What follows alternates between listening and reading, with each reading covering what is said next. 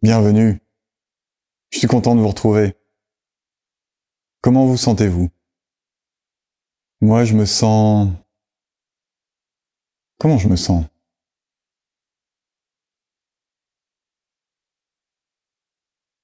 Ah ouais. Petite pression dans la poitrine. Petite douleur dans le bas du dos. Pas douleur, tension. Légère tension ici aussi. La respiration est fluide.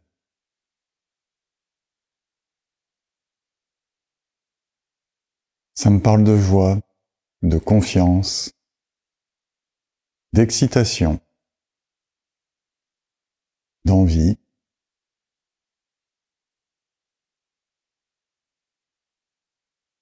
Rassénérer. C'est ce qui me vient. Je vois pas bien ce que ça vient faire là, mais ça me vient.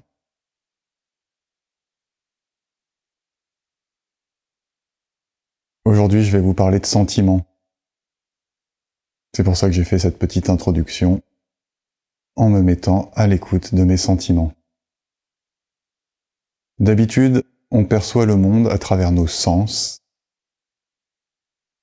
et à travers notre réflexion rationnelle.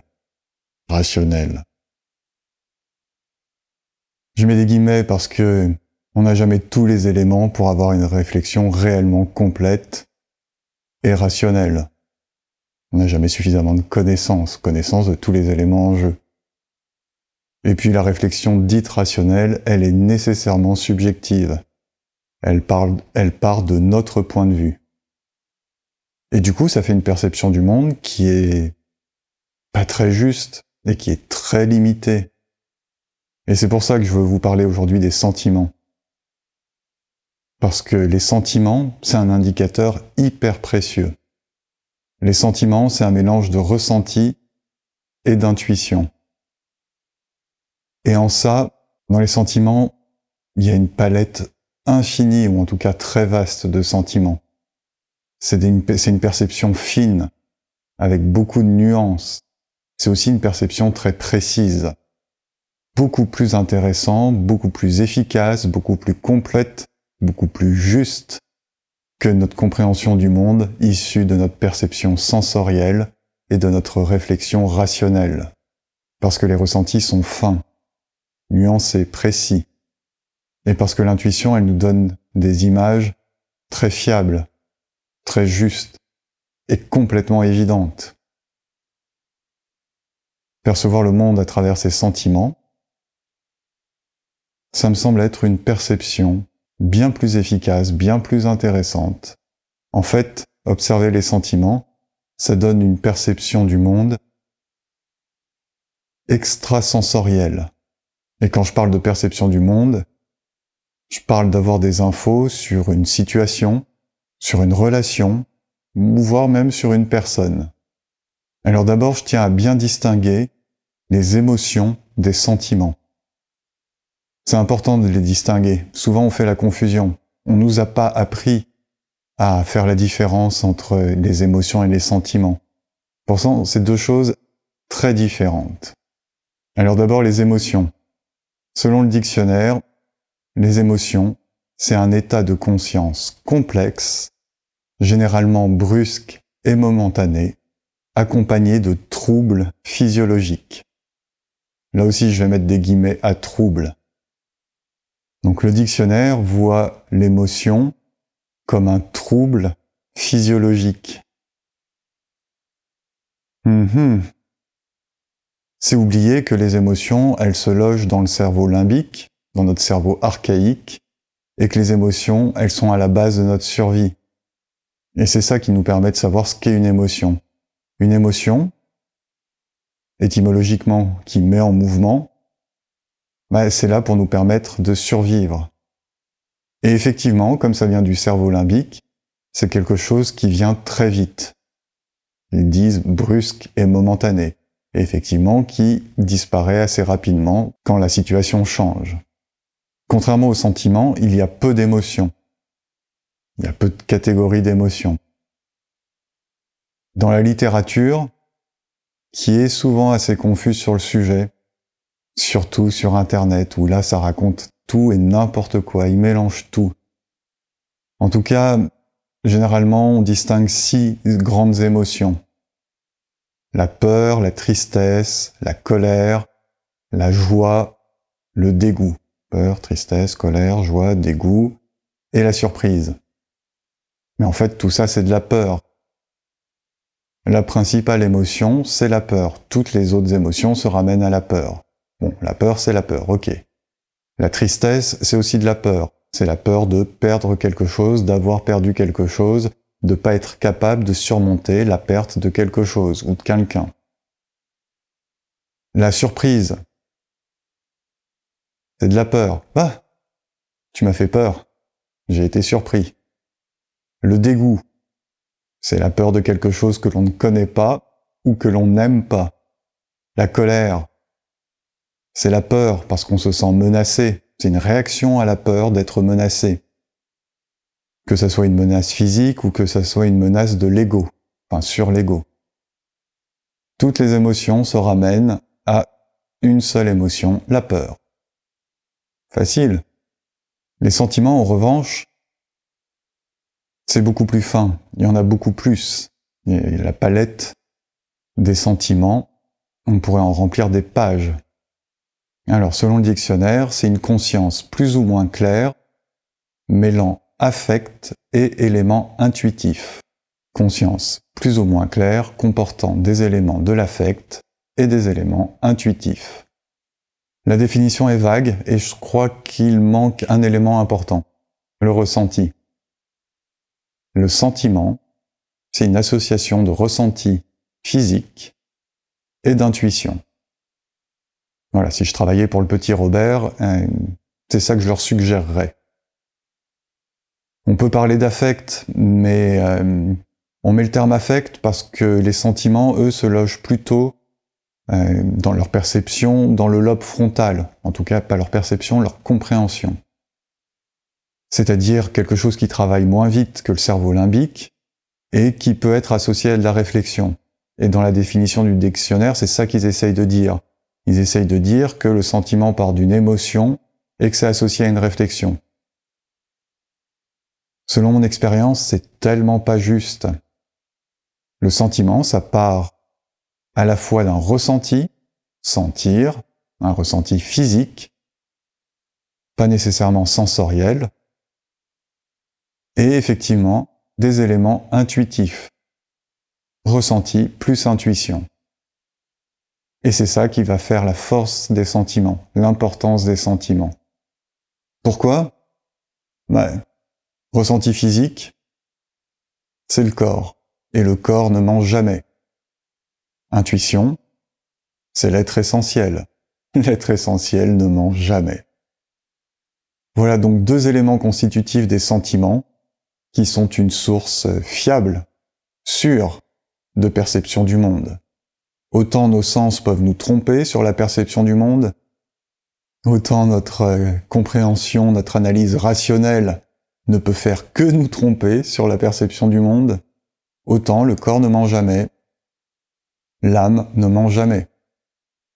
Donc quand on a ces 2 indications combinées pour donner un sentiment, on a une perception fiable du monde. Ou en tout cas de comment nous on le perçoit le monde, comment on le vit, comment on vit une situation, une relation, comment on perçoit une situation, comment on perçoit une personne. Et ressenti plus intuition, ça fait vraiment une palette de perceptions, de nuances, infinie. En fait, le sentiment, c'est une expression directe de l'être essentiel. L'être essentiel, notre âme, notre sagesse intérieure. Le Créateur a décidé de créer une créature pour vivre l'existence terrestre, pour vivre dans la matière. L'être essentiel, immatériel, s'incarne dans la matière, dans la créature, nous. Corps plus mental. Et le lien entre le corps mental et l'être essentiel, ce qui permet à l'être essentiel de s'exprimer et d'interagir avec le monde dans la matière, c'est les ressentis et l'intuition. L'être essentiel s'exprime dans le corps par les ressentis et l'intuition, par quelque chose de physique et quelque chose de subtil, d'immatériel, mais que l'on perçoit quand même dans le corps et que l'on comprend et qu'on peut éventuellement analyser avec le mental. Vous voyez à quel point les sentiments sont hyper importants, à la fois dans la compréhension de la vie et à la fois pour être au contact, à l'écoute, en transparence à l'être essentiel. Et de plus, je peux vous garantir que plus on travaille l'observation des ressentis, plus l'intuition se manifeste à nous, et plus elle devient évidente. En gros, plus on essaye de prendre contact avec l'être essentiel, en observant les ressentis, c'est-à-dire en se connectant à ce que l'être essentiel a créé dans le corps, plus l'intuition va se faire présente dans la vie, plus la perception de l'intuition va se faire présente dans la vie. Je pourrais faire le parallèle avec l'instinct. Observez un animal, par exemple, qui n'est pas du tout dans le mental et qui est très en contact avec le corps, donc avec les ressentis, qui se pose pas de questions, qui suit son instinct, qui agit, qui décide très rapidement. Eh bien nous, c'est la même chose, par l'intuition, plus que par l'instinct. Quand on est dans des choses plus complexes, plus calmes, plus posées, plus abstraites, c'est la perception des ressentis et de l'intuition qui va être notre meilleur guide pour agir et pour choisir. Alors quels sont les bénéfices d'être au contact, à l'écoute des ressentis et de l'intuition? D'abord, ça va nous permettre de nous connaître dans notre vraie nature, dans la nature de la créature créée par le Créateur. Pas dans notre personnalité construite, évidemment. On l'a déjà vu ensemble, cette personnalité, elle est principalement construite sur des traumatismes. C'est important de la connaître, mais c'est pas nous. C'est une personnalité construite. Non, vraiment se connaître comme créature, création du Créateur. C'est-à-dire connaître notre être essentiel. Et ça, se connaître, c'est un truc qu'on peut faire petit à petit, tous les jours. Simplement en observant comment on vit les situations, les relations. Et on l'observe à travers l'observation des sentiments, c'est-à-dire des ressentis corporels et de l'intuition.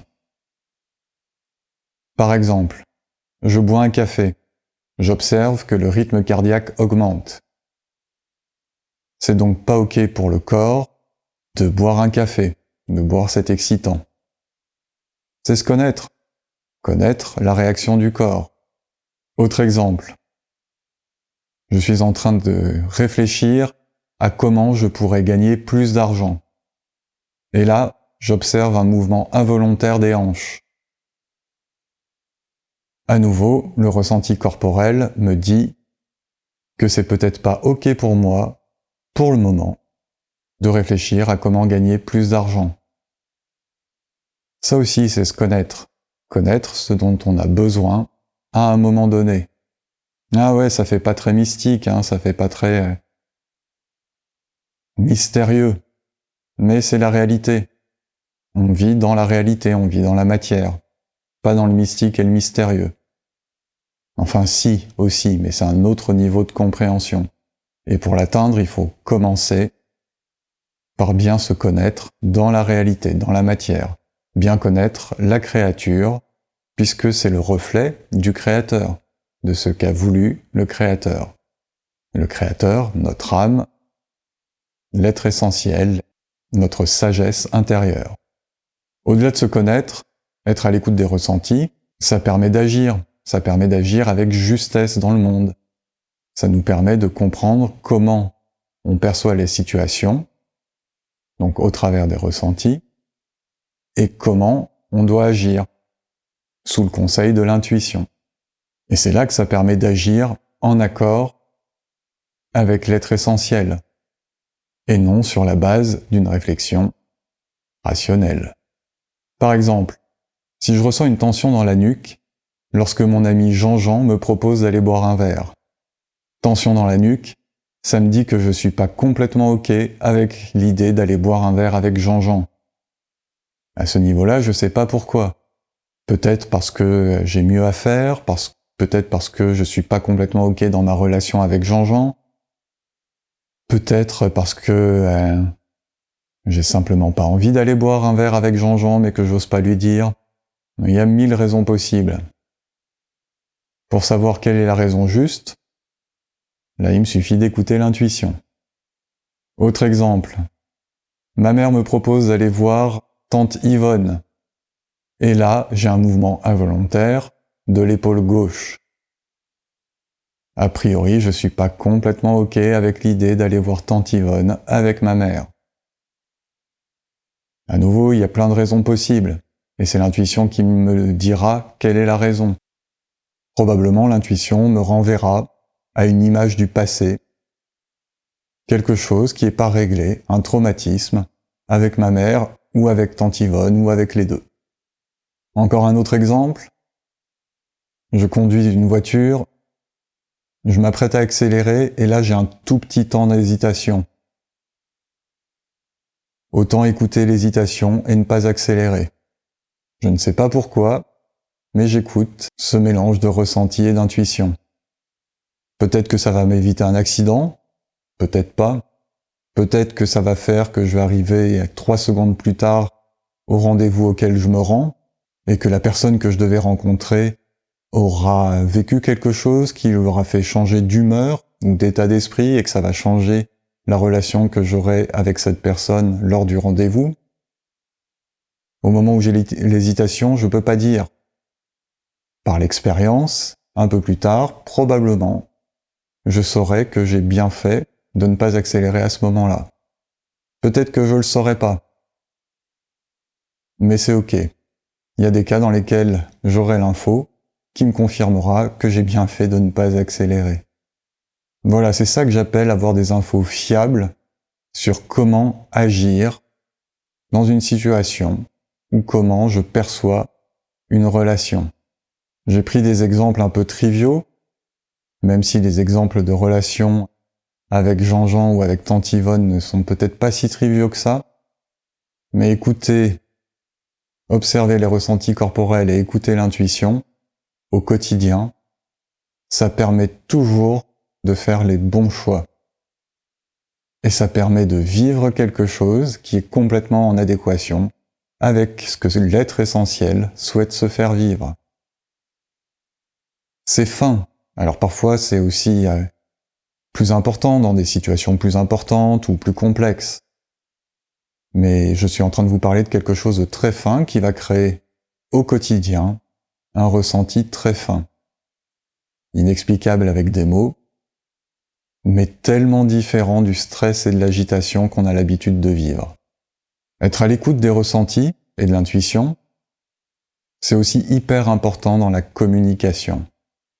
Parce que, à nouveau, on va communiquer sur la base de quelque chose qui est authentique. Nos ressentis, notre perception de la relation. Et non sur la base d'une réflexion rationnelle. Ah oui, parce que l'autre est toujours plus sensible à une communication authentique qu'à une communication sur la base de quelque chose de rationnel. L'argumentation rationnelle, c'est une forme de compétition. C'est jouer à qui a tort et qui a raison. Il y a un perdant et un vainqueur. Et l'autre a pas envie d'être perdant. Et j'ai pas envie d'être perdant non plus. Alors que la communication authentique, à la fois c'est s'exposer dans sa vulnérabilité, dans son authenticité, c'est se mettre au même niveau que son interlocuteur. On n'est plus dans la compétition. Et puis c'est un bon préalable à l'empathie, c'est-à-dire à la capacité à ressentir ce que ressent l'autre, en tout cas à se mettre à son écoute et au même niveau que lui. Je suppose que j'ai pas besoin de vous faire la preuve par l'expérience. En tout cas, moi, dans mon expérience, je sais que c'est beaucoup plus confortable d'avoir une communication authentique où l'autre est authentique avec moi, où il n'essaye pas de jouer à qui a tort, qui a raison, où il n'essaye pas de m'imposer sa vision des choses, où il n'essaye pas quelque part de gagner la compétition. C'est tellement plus agréable, tellement plus intéressant aussi, et tellement plus constructif. ça va donner une communication juste, et s'il y a quelque chose qui doit émerger de cette communication, ça sera nécessairement plus juste qu'une communication basée sur le rapport de force.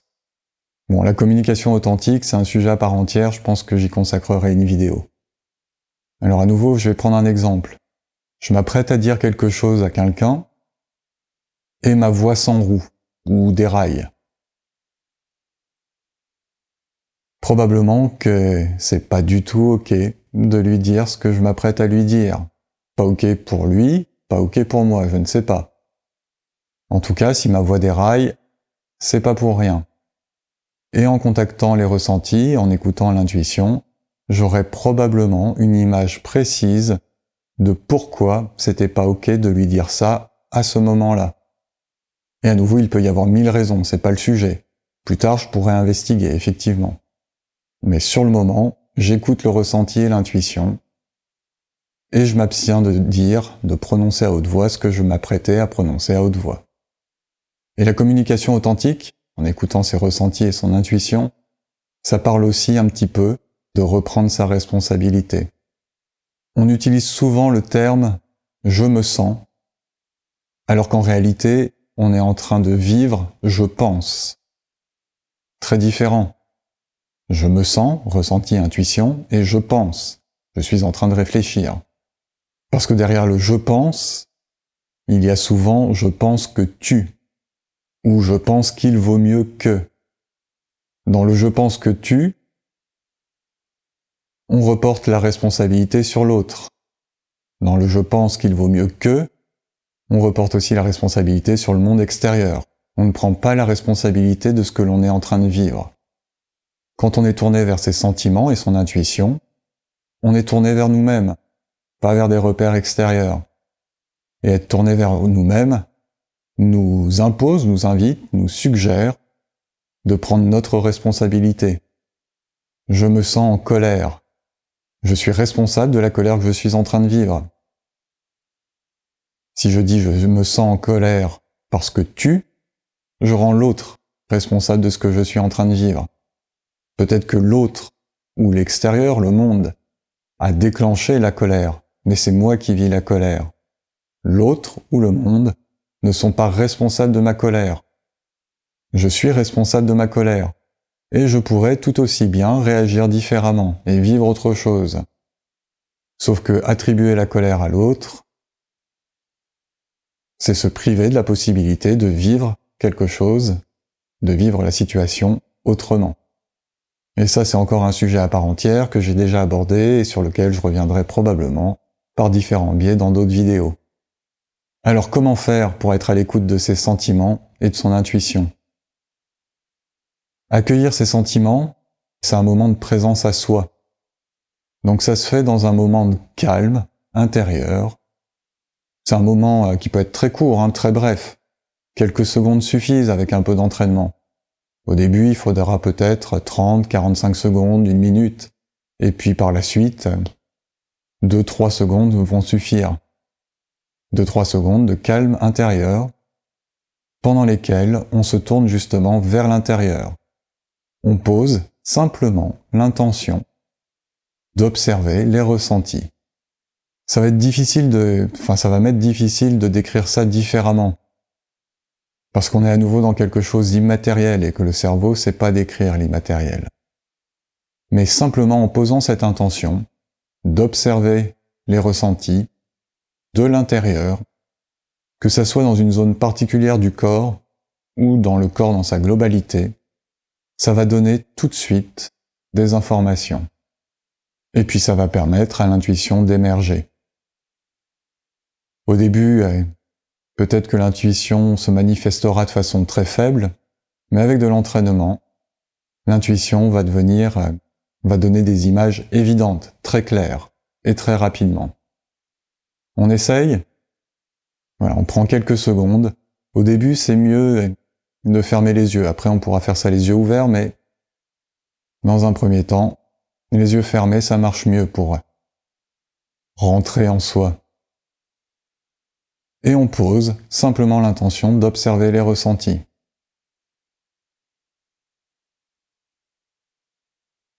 Alors là, tout de suite, je sens toujours une petite tension au milieu de la poitrine.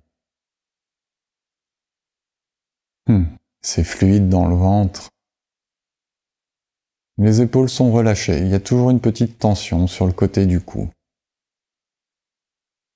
Toujours la petite tension dans le dos.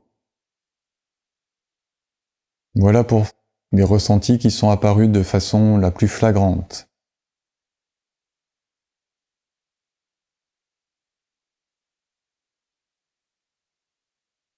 Les images qui me viennent, calme, confiance, joie, excitation. Ok, je m'arrête là, je pourrais aller un petit peu plus loin, mais là j'ai déjà suffisamment d'infos et tout ce que je viens de vous dire est complètement en lien avec ce que je suis en train de faire. Calme, confiance dans le travail de cette vidéo. Petite tension sur les côtés du cou et petite pression au milieu de la poitrine. C'est les petits stress que j'ai encore à me trouver à parler tout seul, même si je sais que vous êtes là, mais à parler face à un appareil. J'ai pas l'interaction humaine qui est celle que j'ai lorsque j'ai un interlocuteur en face de moi. Cette interaction subtile, ce lien énergétique subtil qui fait que le stress n'a pas de raison d'être et que l'échange se place aussi sur un autre plan que le plan verbal. Alors que là, tout ce que j'ai, c'est pour communiquer, c'est les mimiques et la voix. Et en ça, comme je suis pas encore complètement habitué à ça, ça crée un léger stress. Donc voilà ce que les ressentis et l'intuition m'apprennent sur la situation. Vous allez me dire, c'est peut-être pas très important dans cette situation, mais là c'était juste pour qu'on fasse un exercice ensemble. Et en même temps, ça a du sens pour moi. Avoir conscience de ce que je suis en train de vivre, de comment je suis en train de le vivre, ça va me permettre à la fois de me détendre un petit peu, et à la fois peut-être d'apprendre et de progresser pour m'améliorer. Et en répétant ces observations, des ressentis, et cette ouverture à l'intuition, eh bien, ça va devenir de plus en plus rapide, de plus en plus habituel, de plus en plus évident, et de plus en plus précis. Et pour gagner en dextérité sur ce sujet, je vous invite à méditer. Plus vous allez méditer sur les ressentis, plus votre perception des ressentis physiques et plus la place que vous allez créer à l'intuition vont se faire rapidement et de façon évidente. Et je vous dis pas du tout ça parce que sur le site moncentre.fr, je propose des méditations toutes basées sur les ressentis. Non, ça n'a rien à voir. Non, mais sans blague. Méditer sur les ressentis, c'est travailler les ressentis et c'est faire qu'au quotidien, les ressentis sont de plus en plus évidents, présents, et donc sont de plus en plus là, associés à l'intuition, pour nous aider à faire des choix, pour nous permettre de faire des choix juste pour nous. Donc l'invitation du jour, les invitations du jour, ça serait, par exemple, de prendre 1 minute au réveil, et puis chaque heure, de prendre 10 secondes pour faire le petit exercice que nous venons de faire, c'est-à-dire fermer les yeux et observer les ressentis. Faites ça pendant quelques semaines, de façon à bien donner l'information à votre corps et à votre cerveau que vous êtes à l'écoute des ressentis. Par là même, l'être essentiel, votre âme, votre sagesse intérieure, percevra que vous essayez d'être en transparence avec elle, et donc développera les informations qu'elle vous communiquera au travers de l'intuition. De même, quand vous vous apprêtez à réagir à une situation, ou à réagir dans une conversation, essayez d'avoir cette conscience que vous êtes en train de réagir, et prenez à ce moment-là, quand vous vous en apercevez, juste 10 secondes pour observer les ressentis et voir s'il y a de l'intuition, une image qui émerge. Ce qui vous permettra, dans la communication, ou dans la prise de décision, d'être en accord avec l'être essentiel, avec ce que vous voulez vous faire vivre, et non être dans la réaction, dans le jeu de compétition, d'opposition. Et plus largement, je vous invite à consulter l'intuition par le biais de l'observation des ressentis à chaque fois que vous avez une décision à prendre. Et surtout de ne pas prendre cette décision en réfléchissant à la meilleure solution possible. Évidemment, dans un premier temps, vous allez mener une réflexion rationnelle, mais une fois que vous avez réfléchi à tous les éléments de la situation, tous les éléments nécessaires à la prise de décision, observez les ressentis corporels et laissez émerger l'intuition. Elle vous donnera la décision juste à prendre pour vous. Et enfin, je vous invite à affiner la perception des ressentis, à les détailler, à en percevoir toutes les nuances, et à ainsi créer un espace dans lequel émergera de plus en plus facilement une intuition qui vous donnera des images évidentes. Et tout ça, ça se fait comment? Ça se fait en méditant sur les ressentis. Voilà. Et d'ici là, je vous invite à me soutenir dans la diffusion de ces vidéos, notamment en cliquant un pouce, en commentant la vidéo, en la partageant, en vous abonnant à la chaîne et en expérimentant l'observation des ressentis et l'écoute de l'intuition. Belle expérimentation à vous!